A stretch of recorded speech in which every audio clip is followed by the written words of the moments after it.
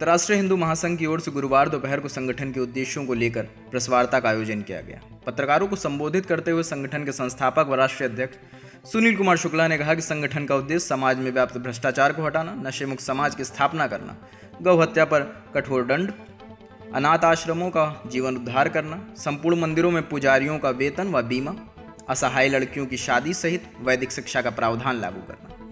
साथ ही उन्होंने ये भी कहा कि महंत अवैधनाथ जी के हिंदुत्व के मिशन को आगे बढ़ाने के लिए व पूज्य योगी आदित्यनाथ जी महाराज को भविष्य का प्रधानमंत्री बनाने के लिए इस संगठन को बनाया गया है।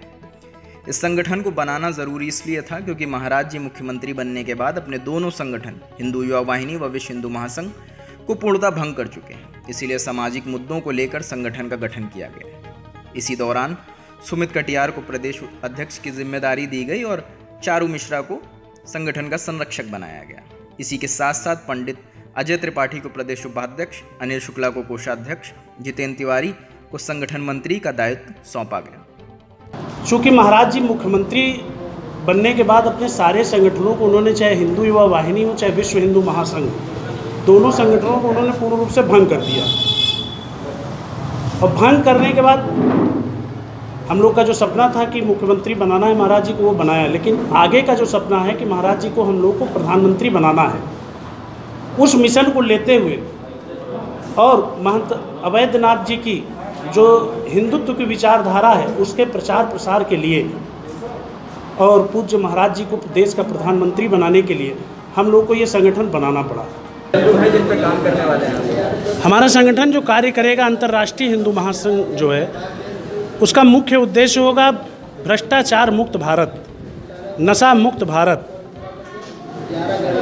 और आर्थिक आधार पर आरक्षण होना चाहिए, जातिगत आधार पर आरक्षण नहीं होना चाहिए। हमारे संगठन का मुख्य उद्देश्य होगा।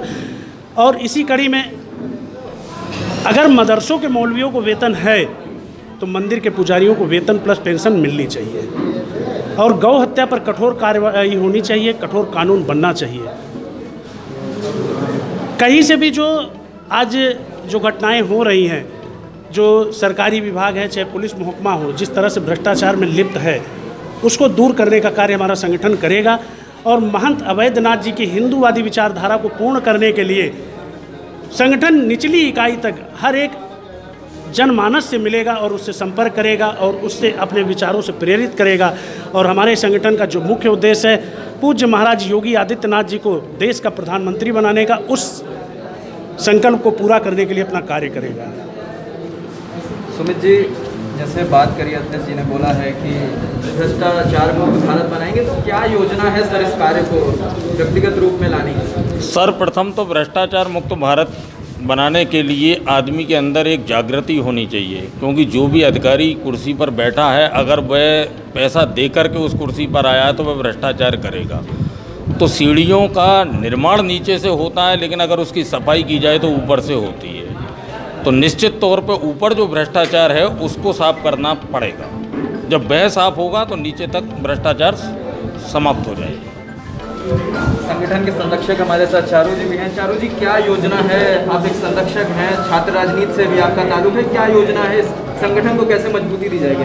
मैं पहले छात्र संघ का अध्यक्ष रह चुका हूं। अब सुनील मिश्रा जी ने संरक्षक के रूप में सुनील शुक्ला जी ने एक बड़ी जिम्मेदारी दे दी है।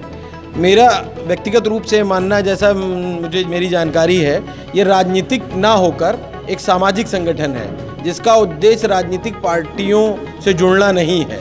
जहाँ तक मैं समझ पा रहा हूँ, समाज के लिए कार्य जिस दिशा में भी आवश्यकता पड़ेगी, इस संगठन के लोग प्रदेश स्तर पर, जिला स्तर पर या राष्ट्रीय स्तर पर मदद करने का प्रयास करेंगे।